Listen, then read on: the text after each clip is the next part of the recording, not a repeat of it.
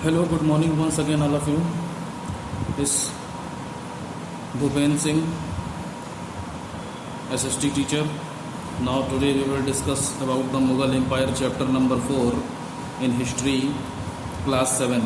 Chapter number 4 in history, the Mughal Empire. So, without wasting time, come on, chapter. The first battle of Panipat marked the end of the Delhi Sultanate and the beginning of the Great Mughal Empire. कह रहा है पानीपत का जो पहला युद्ध हुआ उससे दिल्ली सल्तनत ख़त्म हो गई और तब मुग़ल साम्राज्य की स्थापना हुई, महान मुग़ल साम्राज्य की शुरुआत हुई। बाबर डिफीटेड इब्राहिम लोदी, बाबर ने इब्राहिम लोदी को हराया। The last ruler of the Lodi dynasty, जो कि लोदी डायनेस्टी का आखिरी बादशाह था, आखिरी राजा था, पानीपत के पहले युद्ध में 1526 में। And establish the Mughal empire in the Indian subcontinent, और इंडिया में मुग़ल साम्राज्य की स्थापना करी। The Mughal were of Turkish Mongol origin and ruled from the early 16th century to the mid 18th century. Mughal लोग जो थे वो टर्किश मंगोलियन थे, ठीक है, तुर्क और मंगोल के मिले जुले लोग थे। And ruled from the early 16th century to the mid 18th century, और 16वीं शताब्दी से लेकर के 18वीं शताब्दी के या 18th सेंचुरी के मिडिल तक का जो टाइम था उसमें मुग़लों ने राज किया। अब बाबर का देखिए, Babur 1520 to 1530 CE। Zahiruddin Mahmud Muhammad Babur was a descendant from the Turkic conqueror Timur on his father side and from the Mongol ruler Genghis Khan on his mother side. Zahiruddin Muhammad Babar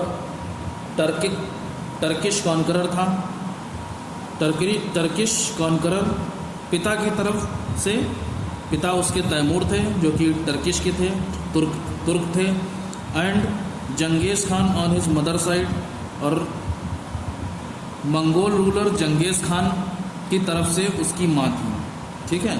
father उसके तैमूर थे जो कि तुर्क के थे, और उनकी जो माँ थी बाबर की वो जंगेज खान जो कि एक मंगोल रूलर था उनकी तरफ से थी। तो इस वजह से टर्किश कॉन्करर या टर्किक मंगोल भी कहा जाता है बाबर को। His ancestral kingdom was Fergana, इनके पूर्वजों का जो राज्य था बाबर के वो फरगना था। A small region in Central Asia, जो कि सेंट्रल एशिया में एक छोटा सा इलाका था। Babur lost his father at an early age, Babur ने अपने पिता को बहुत ही छोटी सी उम्र में खो दिया था। And became the ruler of Fergana, और इस तरीके से वो फरगना का बादशाह बना। Though he was soon ousted from there by the Uzbeks, लेकिन जल्दी ही वहाँ से उज्बेक्स लोगों ने, उज्बेक जो है तुम्हारे उज्बेकिस्तान से आपके आते हैं, इन लोगों ने उसे जल्दी ही वहाँ से भगा दिया बाबर को। However he did not give up and overcame his difficulties, फिर भी उसने जो है अपनी हिम्मत नहीं तोड़ी और वो धीरे धीरे परेशानियों से लड़ता रहा। विद ग्रेट करेज, बहुत ही साहस से, एंड डिटर्मिनेशन, अपने मन में एक फैसला लेकर के, दृढ़ निश्चय करके वो आगे बढ़ता रहा। Within a few years Babur became the ruler of Kabul, कुछ ही सालों में वो काबुल का बादशाह बन गया अफगानिस्तान में। And then turn to India with an objective of territorial expansion, उसके बाद अफगानिस्तान से ये भारत लौटा अपने क्षेत्र को फैलाने के लिए, उसका विस्तार करने के लिए। Foundation of a new empire देखिए। In the beginning of the 16th century India was experiencing a phase of political instability and chaos. 16th century की शुरुआत में भारत में बहुत ही राजनीतिक खलबली मची हुई थी, सब नेता नगरी चौपट हो गई थी, ठीक है। किसी भी तरीके का कोई रूल्स एंड रेगुलेशंस नहीं बचे हुए थे, नियम कानून सब एक तरफ रख के सब जो मन में आ रहा था कर रहे थे। एंड कियोस, और चारों तरफ दुख ही दुख फैला हुआ था, सब परेशान ही परेशान थे। Numerous regional powers were engaged in mutual battles, असंख्य क्षेत्रीय शक्तियाँ यानी जो छोटे मोटे राज्य थे वो आपस में लड़ रहे थे, बैटल कर रहे थे, लड़ाइयाँ हो रही थीं। The power of the Delhi sultanate was confined to its capital and adjacent areas, Delhi सल्तनत की जो पावर थी वो दिल्ली में और उसके आसपास के इलाकों में उसकी राजधानी के लिए लड़ाइयाँ हो रही थीं। Provincial governors were awaiting a chance to revolt against the sultan, provincial governors यानी प्रांतीय राज्यपाल, राज्यों के जो राज्यपाल होते थे जिनको राजा रखता था वहाँ की सेवा खातिर करने के लिए, वो इस बात का इंतजार कर रहे थे कि सुल्तान का विरोध कैसे किया जाए, सुल्तान के लिए लड़ाई कैसे लड़ी जाए। एंड डिक्लेयर इंडिपेंडेंस, और जब हो जाता था तो अपने आप को स्वतंत्र कह देते थे, अपने आप को इंडिपेंडेंट कर लेते थे सल्तनत से। Ibrahim Lodi who was the sultan at that time, Ibrahim Lodi जो कि उस समय सुल्तान था वहाँ का, वाज वेरी अनपॉपुलर, उसको लोग पसंद नहीं करते थे, अनपॉपुलर था। The governor of Punjab Daulat Khan Lodi invited Babur to help him overthrow Ibrahim Lodi. Governor of Punjab, Punjab का गवर्नर दौलत खान लोदी, उसने बाबर को इनवाइट किया इब्राहिम लोदी को भगाने के लिए। Babur took advantage of this situation, Babur ने इस सिचुएशन का फ़ायदा उठाया एंड मार्च टुवार्ड्स इंडिया, और भारत की तरफ चल पड़ा। In 1524 CE Babur cross the Indus to capture Punjab.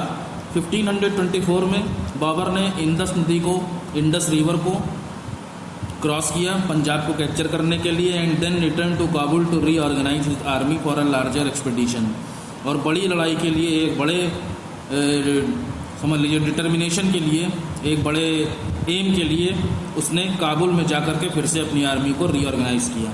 He then return to India in 1526, इसके बाद 1526 में बाबर वापस भारत आया। आफ्टर डिफीटिंग दौलत लोदी, दौलत लोदी को हराने के बाद ही मार्च टुवार्ड्स दिल्ली, ये दिल्ली की तरफ बढ़ा। Ibrahim Lodi met him with a huge army at Panipat, Ibrahim Lodi की मुलाकात उससे, उसकी बहुत बड़ी सेना की से मुलाकात पानीपत में हुई।